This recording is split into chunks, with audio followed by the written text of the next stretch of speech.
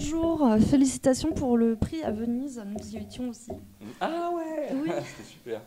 Ouais, merci. et vous l'avez... Ah, il faut oui, pardon. oui, il y a un micro. Vous l'avez vécu comment, la remise enfin, la réception de ce prix? Sur un nuage. Voilà. Non, c'était super. C'était surprenant, quoi. Mais j'avais beau. De toute façon, moi, je les regarde plus mes films, et je préfère garder le sentiment que j'ai durant le tournage. Et je sais qu'on avait fait un beau travail avec un beau voyage, avec un cinéaste inspiré et dans un cadre idyllique, c'est peut-être pas le mot parce que c'est un drame, c'est un couple qui est en perdition dans le désert. Et c'était vraiment super. Et bon, bah là, je me suis retrouvé à la Projo, j'ai découvert le film là. Et ce qui m'a le plus. Ce qui m'a surpris, c'est la réaction du public à la fin de la projection, qui était vraiment spontanée. Et il y a eu un engouement là d'un coup, euh, assez surprenant, et c'était super, quoi. Donc du coup, pendant toute la semaine, j'étais sur un nuage, et puis le vendredi, on m'a demandé de revenir, et voilà, quoi. Et au niveau de votre carrière, on vous connaît depuis au moins 1995.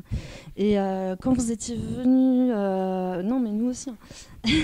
Je me souviens de ma projection de Bye Bye. Et en fait, enfin, vous avez dit quand vous avez été présenté au Mathieu avec Roche Dizem à Rennes, Mhm. vous avez dit que vous étiez auprès des réalisateurs et autres interchangeables. C'est-à-dire que vous avez fait des projets que Roche Dizem devait Absolument, faire ouais. et inversement. En l'occurrence, Omar. Omar, c'était Rochdi qui devait le faire et Rachid qui le réalisait. Et Ah, puis quand on était encore une fois dans le désert pour tourner Indigène ou Hors-la-Loi, je sais plus, on marche pour aller à la cantine et je vois Rochdi qui gamberge et il me fait: tu sais quoi, Samy, j'ai une idée là. Je le fais pas bien, mais bon. c'est un peu. Bon, Rachid, il veut que je fasse Omar. Je lui ai dit: écoute, j'ai une idée. On va proposer Omar à Samy et moi je vais le réaliser. Et Rachid, il a dit: ouais, c'est super. Et c'est comme ça que ça s'est fait. Mais en l'occurrence, oui, oui, voilà. Donc, Mais quel rôle vous avez interverti avec lui enfin, ouais, pas interverti, mais mais on quel a rôle souvent. Je sais plus, mais on a souvent été pressenti sur les machins. Mais Rushdie toujours eu une longueur d'avance sur tout le monde. Donc, mais occasionnellement, c'est vrai. Par exemple, notre premier film à tous les deux. Enfin, moi, j'en avais fait un juste avant qui s'appelait La Thune en 90. Mais à ce moment-là, Téchiné préparait J'embrasse pas. Et on a Hmm. fini Rushdie et moi. Ah oui, dans le Oui. casting. Voilà. Ah, Et c'est Rushdie qui est parti. Puis ensuite, j'ai fait le premier film d'Anne Fontaine. ah. Mais on a fini Rushdie et moi. Et puis, il y en a plein comme ça. C'est juste, on s'est accompagnés comme ça. Et du coup, maintenant, avec du recul, en ce qui me concerne, j'adore ça parce que ça crée une forte complicité entre lui et moi. Et j'ai un point de repère et je pense qu'il en a un aussi. Et voilà, quoi. Vous avez une sorte de fraternité entre Absolument. vous, ouais. Absolument. Et beaucoup de respect dans le travail. Et vous avez une longue carrière qui est très bien remplie. Est-ce que enfin, à quoi vous aspirez maintenant, désormais? Est-ce que vous êtes déjà arrivé à un... J'ai un journaliste juste avant vous m'a posé plus ou moins la même Oui. question. J'ai le sentiment de commencer à m'épanouir, à maîtriser mon instrument. Donc je veux juste continuer le sillon que j'ai tracé, tout simplement. Et sinon, ça fait un moment que j'aspire à passer à la réalisation.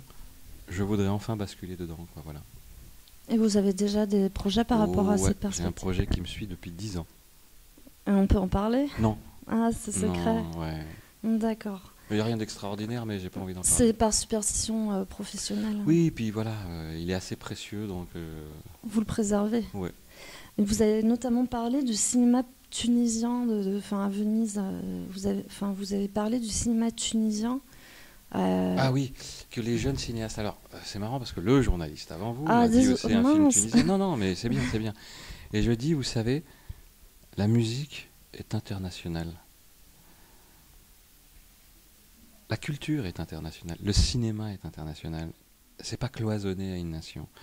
En l'occurrence, quand j'ai pris le prix, j'ai dit oui, c'est bien qu'un jeune cinéaste comme lui, mais je parle d'un cinéaste, puisse faire ses films là où il est chez lui. En l'occurrence, on va pas se leurrer. euh, En France, on est privilégié en termes de politique de financement du cinéma, et on est les seuls en Europe comme ça.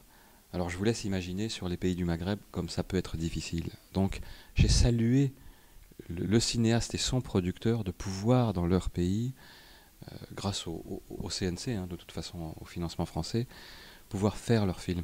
Mais le cinéaste, en l'occurrence Mehdi Barsaoui, j'ai eu le sentiment de retrouver Keshish, Desplechin, et tant d'autres cinéastes. Parce que j'ai affaire à un artiste qui a une écriture inspirée, qui a un projet dont il a la maîtrise et qui se met en danger. Et voilà quoi. Donc, mais sinon, oui, je saluais juste ce contexte-là, que c'était une chance pour lui de pouvoir s'exprimer. En fait, le thème de départ le début de son écriture, son inspiration première sur cette écriture, c'était de savoir l'origine. Enfin, c'était un portrait sur le père. C'est mal dit, mais c'était à peu près ça. Ça a donné un fils. Et je pense que c'était important pour lui qu'il puisse le filmer là-bas.